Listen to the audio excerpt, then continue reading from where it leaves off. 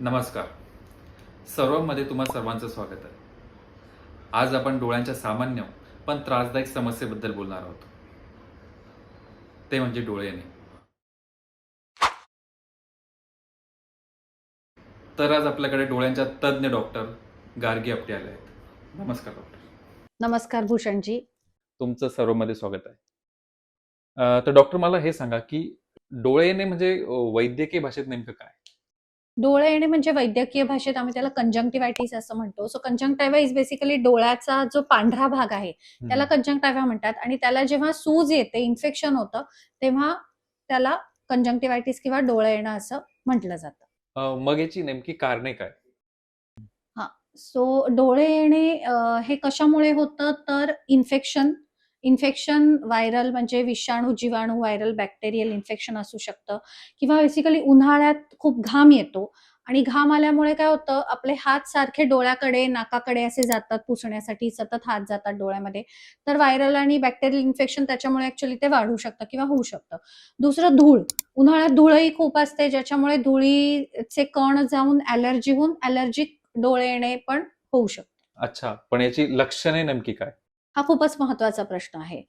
जेव्हा ह्याची लक्षणं अशी असतात, की पहिले डोळे खाजायला लागतात, मग लाल होतात, पाणी यायला लागतं, दुखायला लागतो डोळा आणि डोळा सुजूही शकतो.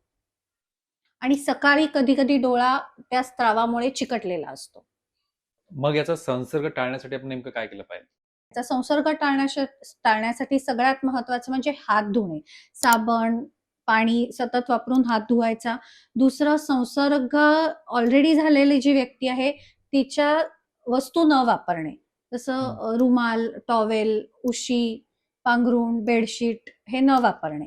जर घरातच तुमच्या अशी व्यक्ती असेल तर. तिसरं, ज्यांनी संसर्ग झालाय त्या व्यक्तींनी गॉगल घालणे आणि आपण स्वतः सारखे डोळ्याला हात लावायचं टाळायचं. म्हणजे अगदी खाज जरी आली डोळ्याला, तरी शक्यतो हात लावणं टाळायचं डोळ्याला. अच्छा. हां. म्हणजे डॉक्टर असं आहे का, एखाद्याच्या डोळ्यात बघितल्यानंतर आपले डोळे येतात? म्हणजे असं नॉर्मली होतं, घडतं. नाही, हा एक खूप मोठा गैरसमज आहे समाजामध्ये. पण असं डोळे आलेल्या व्यक्तीच्या डोळ्याकडे बघून डोळे येत नाहीत. तो डायरेक्ट कॉन्टॅक्टनी होतो आजार.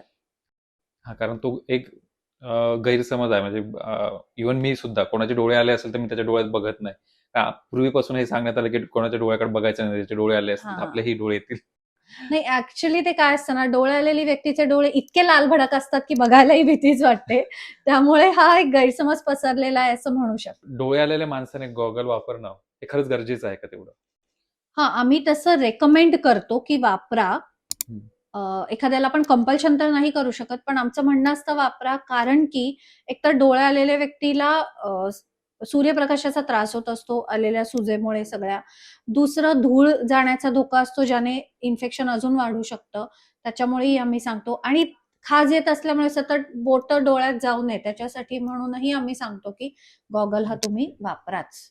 लहान मुलं किंवा वयस्कर व्यक्ती अ, यांनी काय काळजी घेतली पाहिजे? म्हणजे यांच्यासाठी काय असं स्पेसिफिक काळजी घेतली पाहिजे? योग्य प्रश्न आहे हा.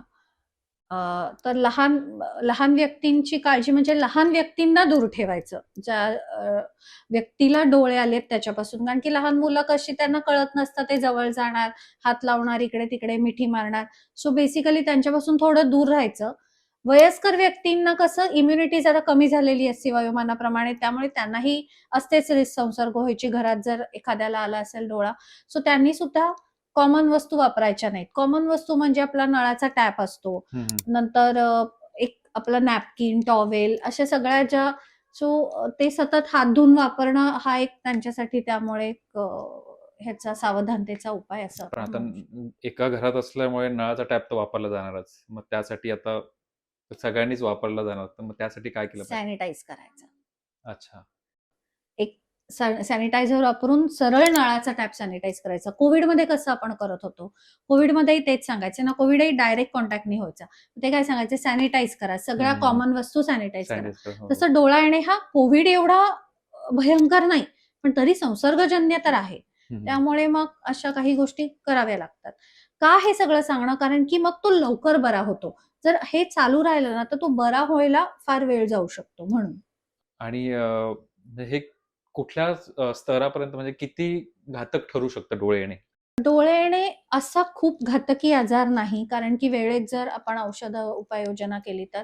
पण जर काहीच त्याच्यासाठी उपाययोजना समजा नाही केली हं, आणि बॅक्टेरियल डोळे येणे, स्पेशली बॅक्टेरियामुळे जे डोळे येतात, हं, तर हं, ते काय होऊ शकतं, ते इन्फेक्शन आपलं हे जे बुबुळ आहे ना काळं, त्याच्यावर कॉर्नियावर पसरू शकतं. हं, हं. आणि जर ते कॉर्नियावर पसरलं ना, तर मग हळू भीती असते, जर त्यालाही ट्रीटमेंट नाही झाली वेळेत, तर ते पूर्ण कॉर्नियामध्ये पसरून आतमध्ये जाऊन नजर जायची किंवा कमी व्हायची अशी भयंकर मग सिच्युएशन येऊ शकते. बापरे! म्हणजे हे एवढं डेंजर आहे. तर मग यासाठी आपण उपाययोजना काय केल्या पाहिजे?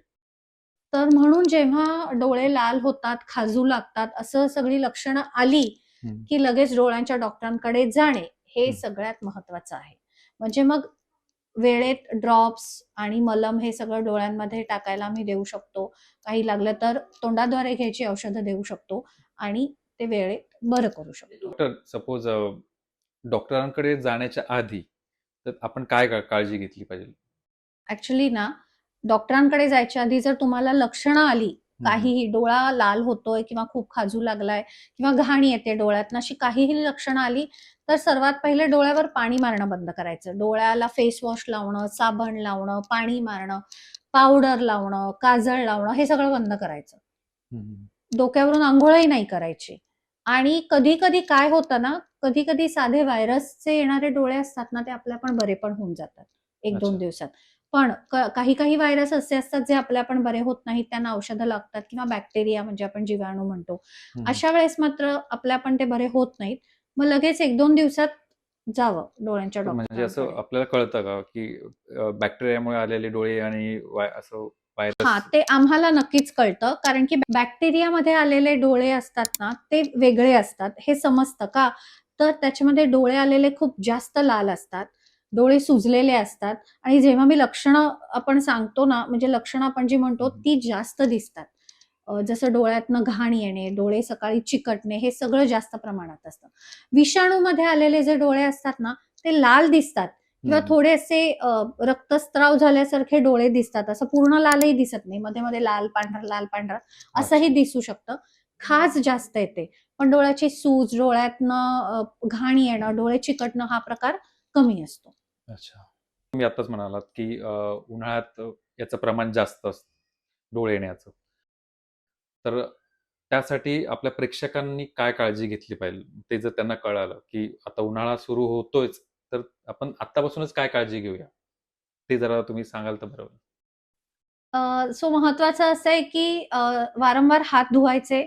घाम यायला लागला तरी डोळे आणि नाक ह्या इथे बोटं आणि हात लावायला जायचं नाही. जो तुम्हाला घाम येतो तो रुमालानी स्वच्छ धुतलेल्या रुमालानी पुसायचा.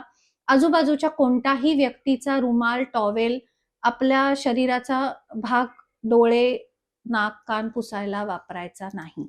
हे सगळ्यात महत्वाचं आहे. आणि आता उन्हाळ्यात डोळे जास्त लाल होतात, डोळ्यांची आग होते, तर त्यासाठी काय करू शकतो आपण?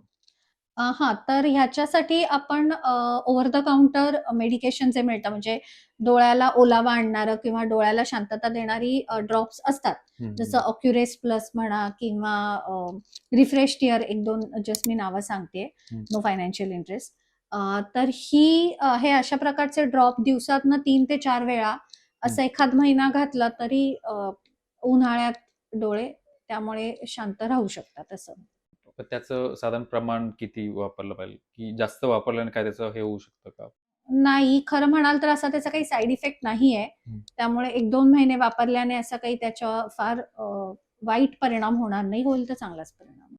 अच्छा. म्हणजे तरीही डॉक्टरांच्या सल्ल्याने हे घेणं गरजेचं आहे. हां, म्हणजे तेच तुमचं म्हणणं मला हेच सांगायचंय, की जे पण घ्याल डॉक्टरांच्या सल्ल्याने.